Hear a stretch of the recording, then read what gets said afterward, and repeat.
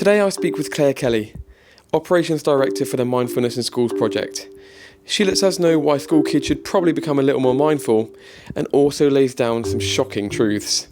We're in quite a lot of trouble, in about 20, 30 years' time. We've got at one end the growing elderly population and the problems that come with that and dementia and so on. And at the other end, you've got the young people with mental health issues and it's kind of a perfect storm brewing.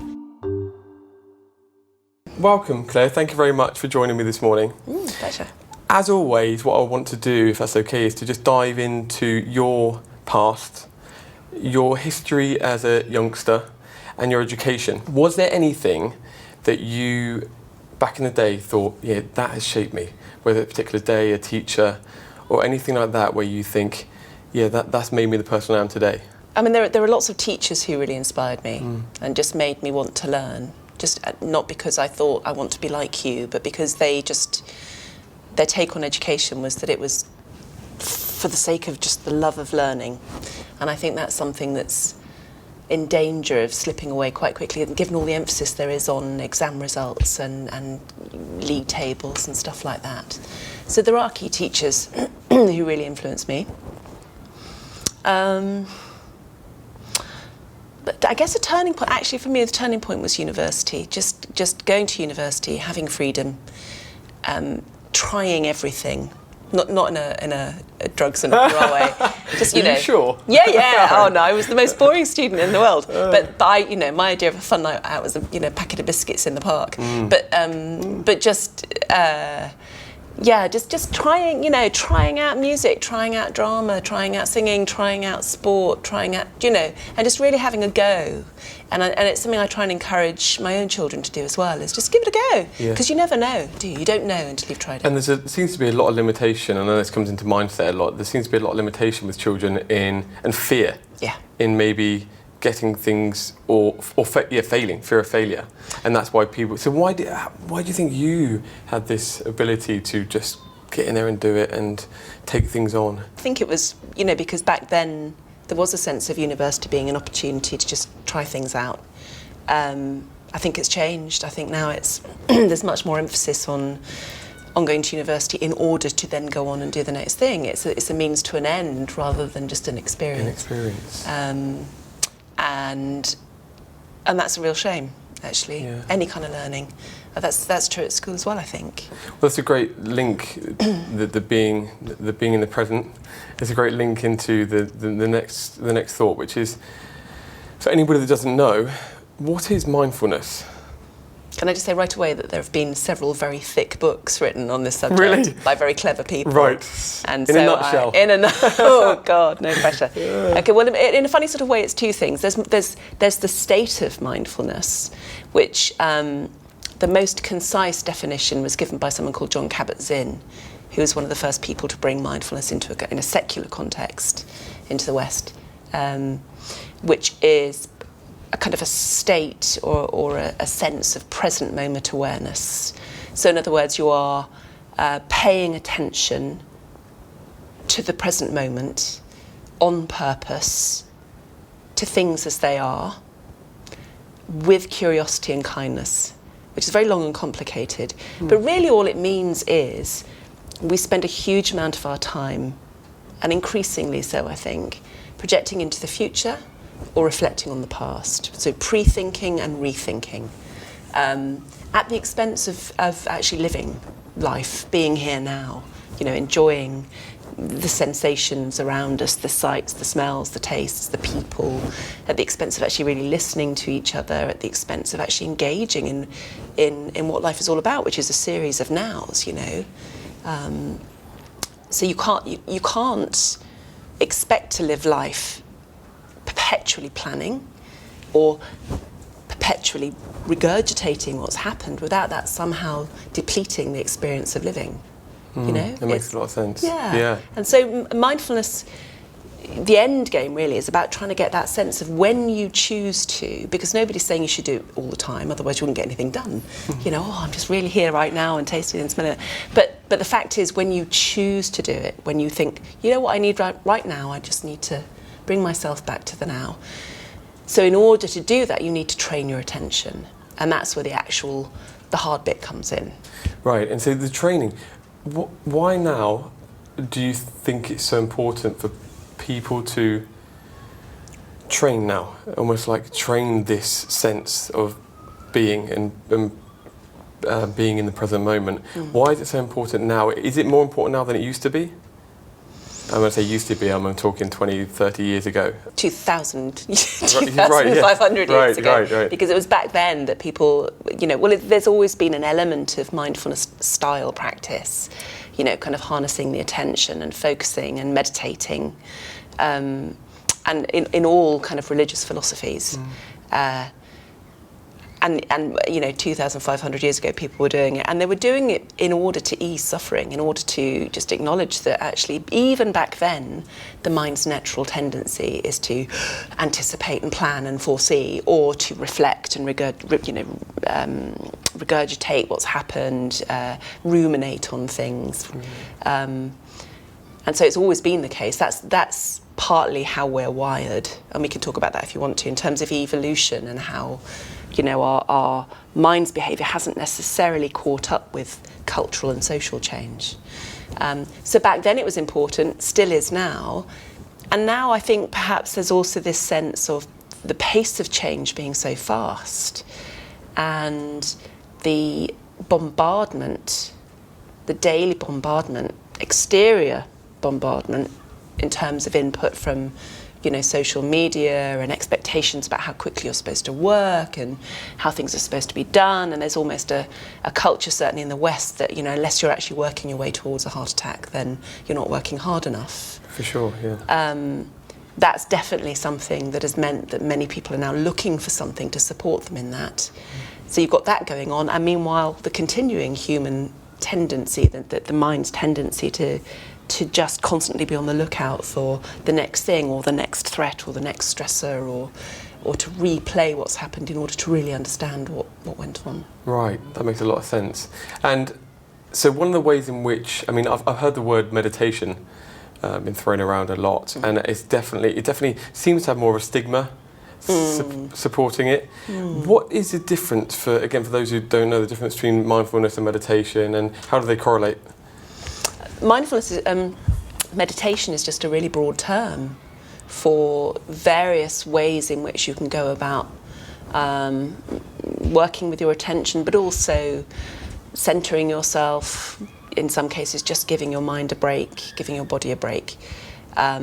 Mindfulness is one very specific form of meditation, which is around attention and is around training that muscle of attention so that you can place it where you want it to be. Initially, in the early stages, it's just about getting it to sit and stay in one place. We talk about puppy training, training the mind being a bit like training a puppy. The mind will wander and it will go sniffing off and it won't sit where you want it to be, and it will bring you stuff back you don't want, and it will make messes. And so the early stages of mindfulness training are really just about repeatedly going, come back, come back, come back.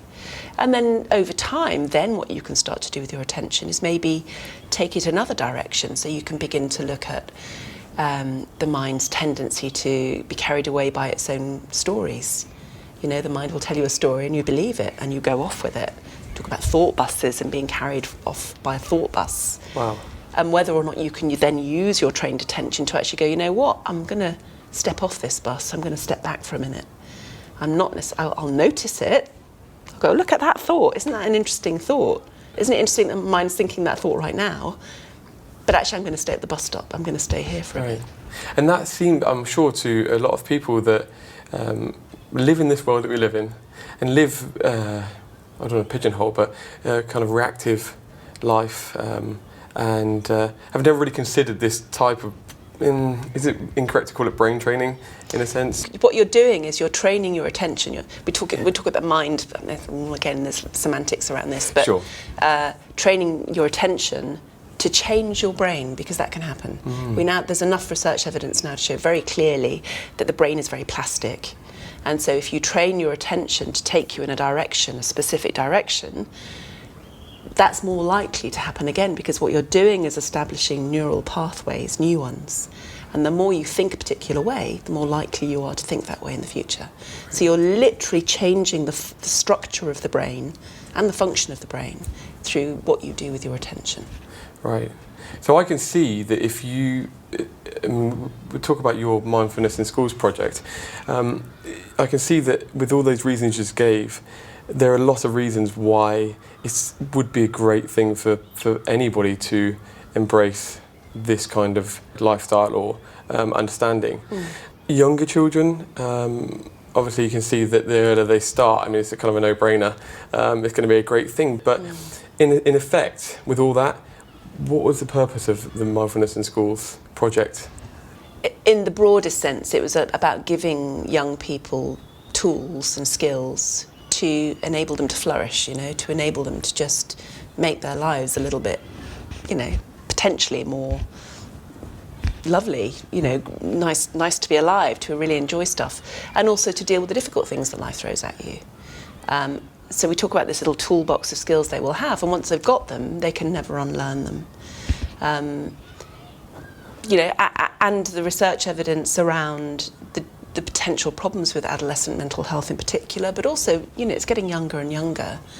1 in 10 young people are going to have some form of mental illness, serious mental illness diagnosed. Depression is going to outstrip cancer and heart disease as the major draw on global resources in terms of health. The average onset of depression for young people, it used to be about 31 to 33 years of age, about 30 years ago. It's now slipped to 11 to 13 years of age. So all of these things, and again, it's really complicated, and there are lots of very complex reasons why this might be happening. But definitely there is something happening to mental health that needs addressing. And it's almost certainly linked to the shift in culture and the shift in pace, how quickly things are changing in terms of what we're dealing with on a day-to-day basis, pressures, lack of resources, money worries, technology. It's all there contributing to really tough things happening, and increasingly for younger people. The Mindfulness in Schools project is ultimately about helping to make the good stuff really good, and also helping to deal with the difficult stuff, but acknowledging that actually there's a lot that you have in yourself to help you do that. So it's self-management of these things. It's not necessarily someone telling you, right, think this way or do that thing and you'll be okay.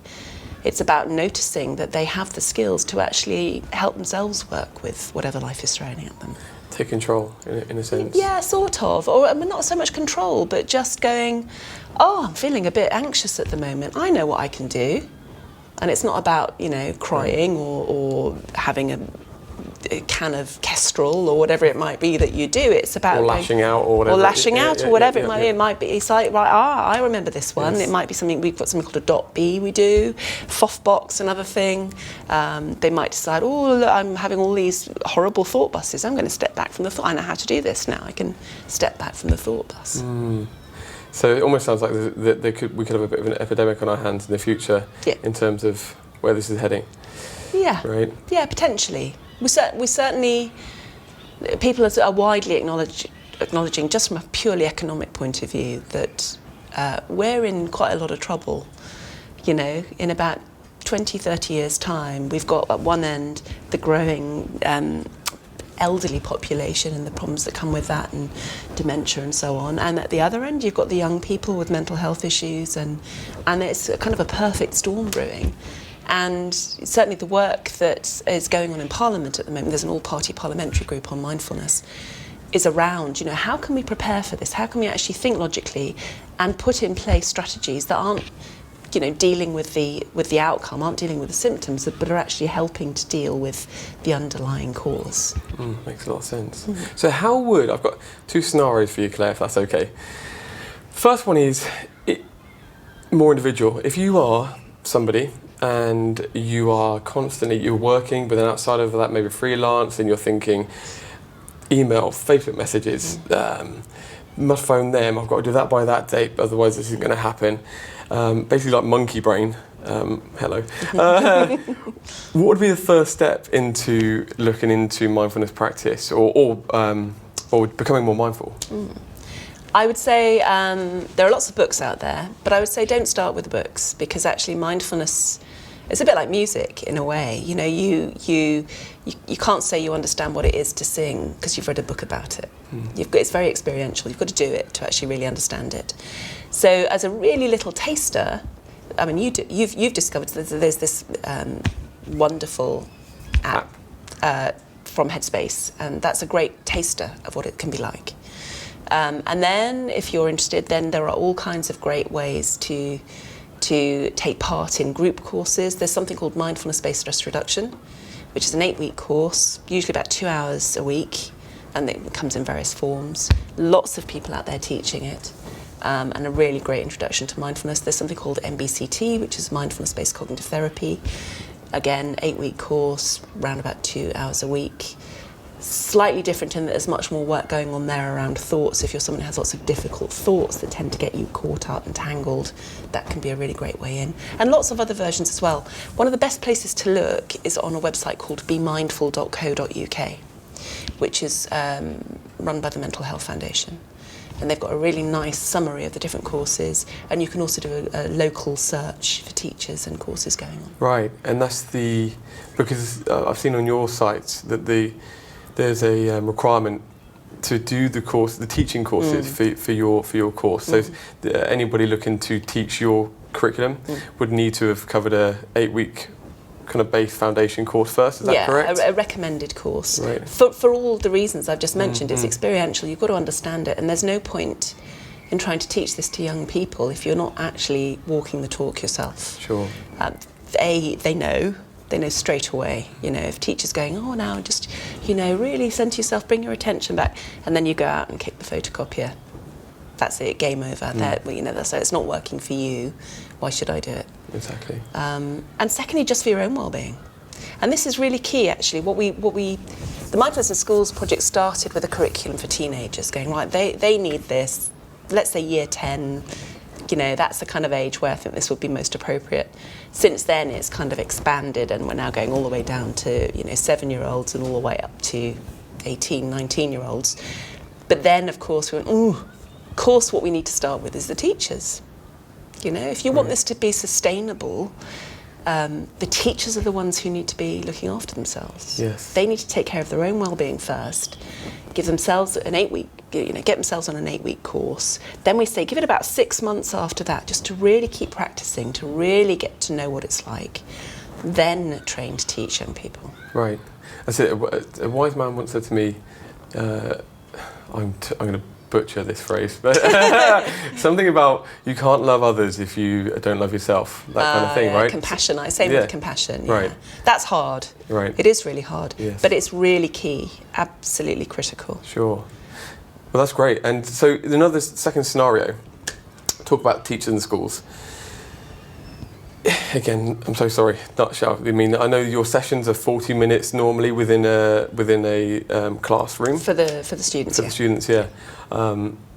And books and years of training and tools and everything. Yeah. In a nutshell, if a teacher was looking 25 students in front of them, and myself as there'd be 25 singers perhaps, are there any takeaways if tomorrow they're like, do you know what, I'd love to just give a thought to some of the students to take away or at least instigate something. Are there any small tips or thoughts you could give now for that purpose? I'm going to have a rider here, which is nobody should be teaching young people mindfulness unless they really understand it. You know, best case scenario, you'll put them off. Worst case scenario, you know, you might actually find they're having a strong reaction to it, and what do you do? Not that mindfulness is dangerous in any way, there's no evidence of that, but certainly, you know, they might be going, right, well, the thought I had was this, so what are you going to do about that? And suddenly you're in a position of counsellor, psychotherapist, which is absolutely not where you should be. But just really simple little things, if you want to model that, having done a bit of mindfulness yourself, if you want to model to the students and get them to just have a little moment at the beginning of a lesson, and all you have to do is ask them to just sit, and they can either just keep their gaze down or just gently close their eyes. Some of them won't want to. And just maybe try a little experiment. Just say, you know, we're just going to focus our attention now on our breathing, you know, and the sensations of, can you feel your feet on the floor? What does that feel? Is there any fizzing, any tingling, anything like that? And now, where in your body can you feel your breath going in and out? Just see if you can keep your attention on that just for 3 in-breaths and out-breaths. And now gently open your eyes. And often what you find is some will find it hard, because for a lot of young people, they've never had to sit quietly before. Right. Certainly not unless it was under duress, you know, because they were told to. But just giving the choice just to kind of sit and be for a minute, it's like, whoa, this is unfamiliar territory for me. But if you do that at the start of a lesson, often what happens is, first of all, everything calms down a bit. Secondly, by taking their attention to their feet, you can also kind of get them to go, cool, can I feel my body on the chair as well? What does that feel like? Their attention is coming to the present moment. So it's not back out in the corridor, it's not in the next lesson, it's not the argument they had with their mum this morning, it's just here. And the potential there is to just give them a little mental break, and for you to start your lesson with just a slightly greater sense of calm. And on that note, with the children not being able to focus for that amount of time, I mean, is there a lot of resistance that you find in schools?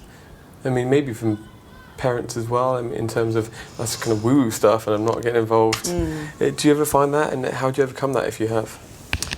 When we go into a school to talk about mindfulness and see if there's anything, you know, whether that school wants to have just a teacher come in and teach the students, or whether the staff want to do a course with us, we do an 8-week version of the MBSR course and the MBCT course called .B Foundations, specifically for teachers.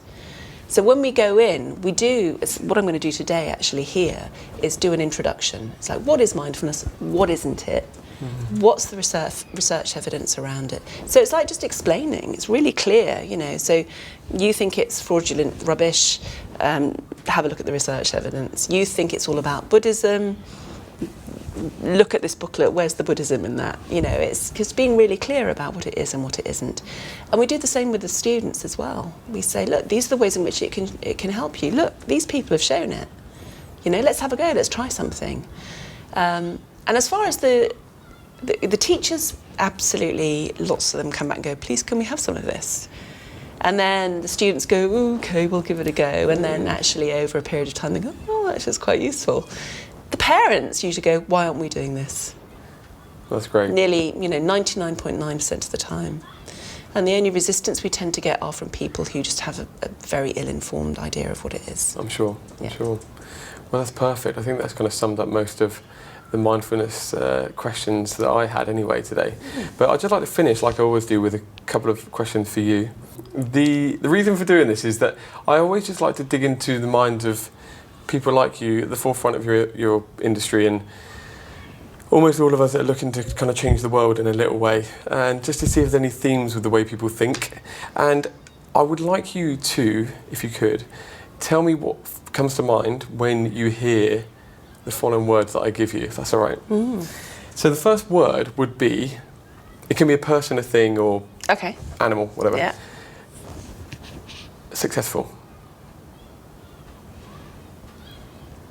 Can I give you a sentence? Of course you can. Flourishing. It's not a sentence, it's a word. It's a word. Yeah. For me, for anybody to be successful, they have to be flourishing. You can't succeed unless you are well and you are feeling relatively good about yourself and relatively good about the world around you. If you're succeeding without those things, then I think it's a very limited definition of what you mean by success. That's beautiful, thank you.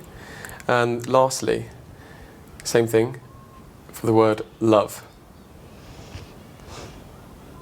That's a bigger one, isn't it? Everyone struggles with this one. Because you want to go for the partner, or the children, but then you've got other things you like.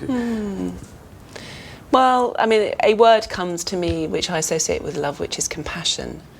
And it's not the same thing exactly, but it's certainly, you can't have one without the other again. And also the word open. I don't think you can be loved or love without a sense of being open.